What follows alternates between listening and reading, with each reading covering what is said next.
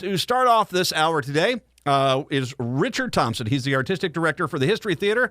He has more than 30 years of experience as a director, administrator, choreographer, drama teacher, performer. He seeks to build on History Theater's important legacy of creating new and exciting work while exploring the history of Minnesota, the Midwest, and diverse American experience. He's kind enough today to join us to talk about not only the theater, but also a unique assignment, which is currently playing over at the History Theater until April 7th.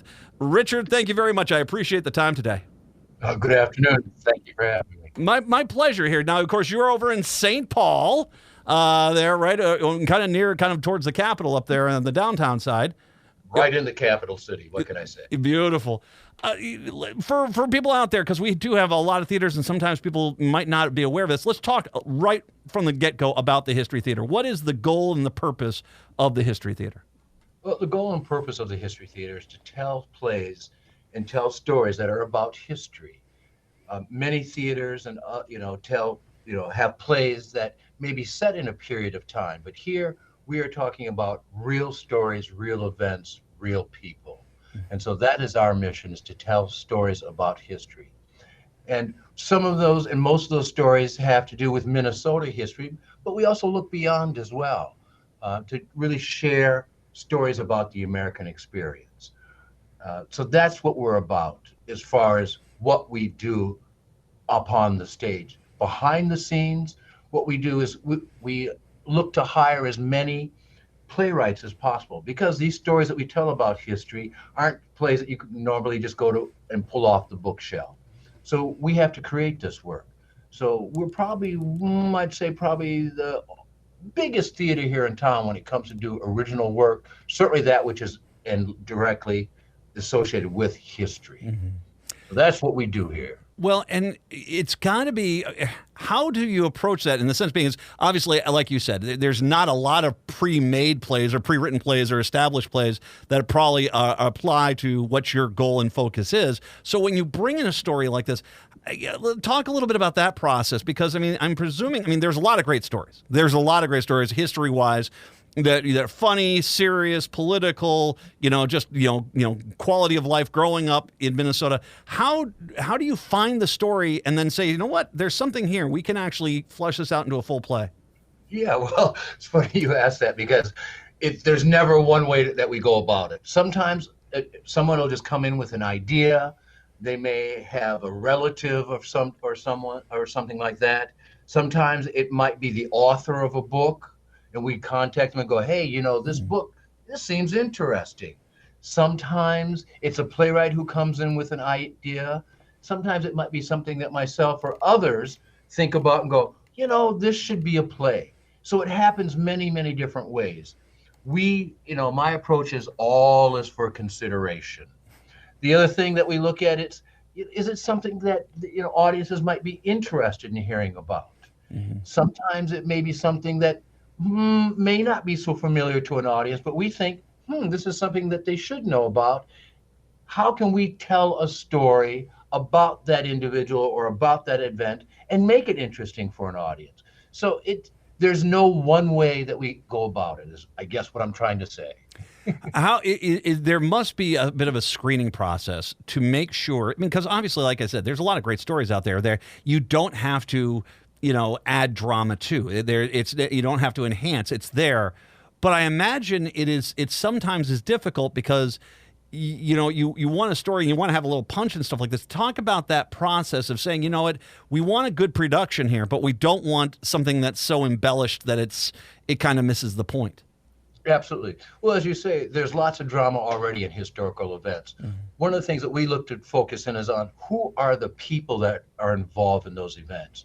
Events don't happen without people, Mm-hmm. So the first thing that we want to do is really tell the story so we understand what's behind the event. Mm-hmm. Now, there's a process that we go through that when it comes to plays, whether it's a play that someone has brought in, they've already worked on, or it's a work that we've commissioned, we have a workshop process, and we call it raw stages. And in that, what happens is a play is brought in, we get some professional actors, a dramaturg, a director, and they go through a whole process, 20 hours of workshop to really look at that play, to flush it out, to see if the message and the story is clear. Hmm. So thereafter, then we determine, all right, is this something that we should move forward with?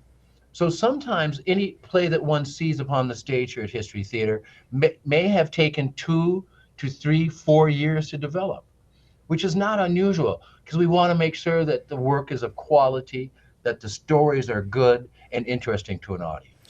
I would also say, too, and I know this from going to Fort Snelling, some of the historical societies out there, there is a plethora of actors in this town who seem to have this real love of history to go along with it. So I imagine for you, and I know Minneapolis St. Paul's already got such a great actor community in it. So for you, I imagine it's got to be nice to have a lot of people here that love history and love acting. And so this is, okay, line up the buffet. Here we go.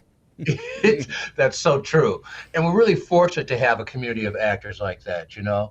For many of years, since going back to the 80s and 90s, per capita, we have more theaters in this community than they do in New York City. Yeah. So that's quite incredible. And, you know, and having gone around the nation and worked and just traveled, what we have here is so special. And it does make for a great community of actors, but also, too, we have a great community of writers as well. Mm-hmm. With the Playwright Center being located here in this Twin Cities area, there are a lot of writers who are based here, who come here and do work and find out about this great theatrical community that we have. So for us at History Theater, where we're looking to create new work, it makes for a very good base to pull from as well. So yeah. I have a friend of mine, Eric Webster, is an actor here in town, did Tony and Tina's over for many years. And he sort of said it's one of the 2 towns he's ever seen that you can actually make a living as an actor. And I said that's a pretty amazing statement when you think about all the cities that Minneapolis St. Paul is one of them that you actually, the actors can survive being actors, which is great. It's really wonderful. And as a result, you know, when we get the actors in the room, they're good workers. You know, they're not dissatisfied. And, you know, certainly, you know, acting can be a very challenging profession, but because there are so many opportunities for those who are members of the union, they actually get to spend all their time being an actor, not having to go work at Trader Joe's or some other place like that. I can't do the show tonight. I've got a shift. That's right. Let's give people an idea of the process here. You've got the current production going on, a unique assignment. Talk about this. What is the story behind this play? So the story behind this play is it looks at and examines that period of time when James Meredith looked to integrate and enroll at Ole Miss back in 1962, where the Minnesota connection comes in, which is very interesting. There's a young man who went to St. John's University, who participated in ROTC, went into the Army, and as a result of being a lieutenant in the Army, he was assigned to that Army unit that was to protect James Meredith at Ole Miss as he attempted to enroll there. So there's the connection. There's the Minnesota connection to this really big moment in American history. So the play looks at James Meredith, his reasons for doing it, and the security plan that this Minnesotan had to put in place to protect him. I imagine it took, I mean, I'll ask the question, was there like a field trip? I imagine that to understand this story, I mean, and obviously you talk about playwrights, and there's a lot of great playwrights that have thick, rich, resumes of writing and stuff, and they've had this. I imagine that you had to get some level of perspective from that Ole Miss side of it, because it's one thing for us to talk about it here. I can only imagine being sent down there and realizing the importance of what you're about to do and how many people don't want you to do it, as whether it's the individual going to school there or the guardsman protecting that student. Hear, hear. Well, in the case of Mr. James Meredith, he was quite clear on what he was doing. There were a lot of national civil rights organizations that recommended that he not even pursue this angle of being, of enrolling himself. But he was very clear on what he wanted to do, so he went ahead with it anyway. Mm-hmm. It certainly shocked the federal government, because we know that Robert Kennedy and John F. said, "What are you doing? Oh, no, we've got to get some protection in there." For Henry Gallagher, it was a unique assignment, as it were. He really didn't know quite what he was getting into. And as a result of being down there and seeing the circumstances, in the end, it changed his perspective on the world in general. Before going down there as an Army lieutenant, 2 years before that, he had hitchhiked through the South and really didn't realize what the differences in politics down there at that time and in culture, because he was just going through there having a good time as he hitchhiked. However, going down there representing the federal government, he found himself in a very different situation, to say the least. I can appreciate that as a person that lived in the South. It's kind of one of those things that when it gets pointed out to you, you cannot not see it anymore. You see it everywhere, but until you have it pointed out to you, it's a deceptive veil that's drawn over the entire South, and it still is there today. And it's still being addressed. But it's an incredibly brave story that you're telling here. And by the way, we should mention you directed this play. I did, yes. I had the pleasure of doing so. And it's written by Mr. Harrison David Rivers, who did a lot of research. He read Henry Gallagher's book. He read several books written by James Meredith to find out and understand both of their perspectives and situation. And he's put together a great, great play, I have to say. Yeah. It is currently running. I want to make sure I mention this. It's currently running until April 7th at the History Theater. And tickets are available. Historytheater.com, that's where people can find the information about the shows, right?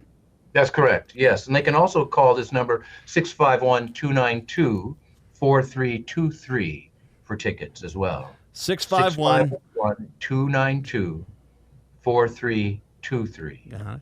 I also, if I can, you have a show coming up here in late June. I wanted to mention this because this, once again, falls right into, as you were discussing, good stories here that are from Minnesota, developing them out and getting them on the stage. Talk a little bit about the play Glensheen that you're going to have in June. Well, Glensheen's a favorite here at History Theater. In fact, it's a musical. It's not just a straight play. Written by Mr. Jeffrey Hatcher, who is a playwright known across the country, done great work, done screenplays as well, and composed by Mr. Chan Poling. Some people know him from back in the days. There you go. The Suburbs. I know Chan, Right. That's right. That's right. For those of us old enough, we remember going to the clubs and checking them out. Still the best T-shirt ever made, man. Still the best one. Right, that's right. So Mr. Hatcher and Mr. Poling have put together this musical called Glensheen, and it looks at what happened up at Glensheen back in the day when the heiress was killed. And we still to this day don't know exactly who did it because no one was ever found guilty for doing so. So this musical examines that story. It's delightful. It's a production that we've done a number of years here. We bring it back occasionally because folks love it so much. It's really, really a good show. All right, and that's, once again, if you want to see this, if you're a fan of that one, June 20th to July 14th, that's at the History Theater. You can get tickets. Can you get tickets for that now? You can call in right now. They're sitting at the box office right now. If you want to see that one, call in now. Oh, and you do. That's obviously you want to get your tickets for that as soon as you can possibly can.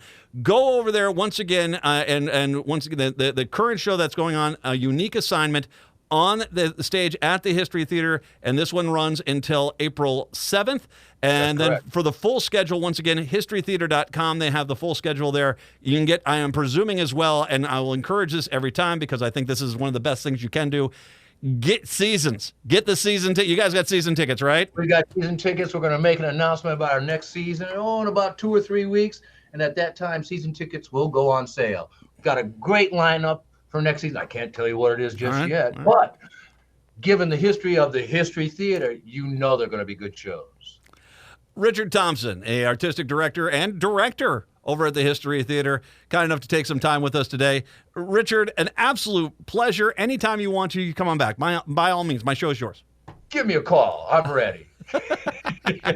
Richard Thompson from the History Theater. Let's take a break. Come on back. It's the Matt McNeil Show on your Tuesday.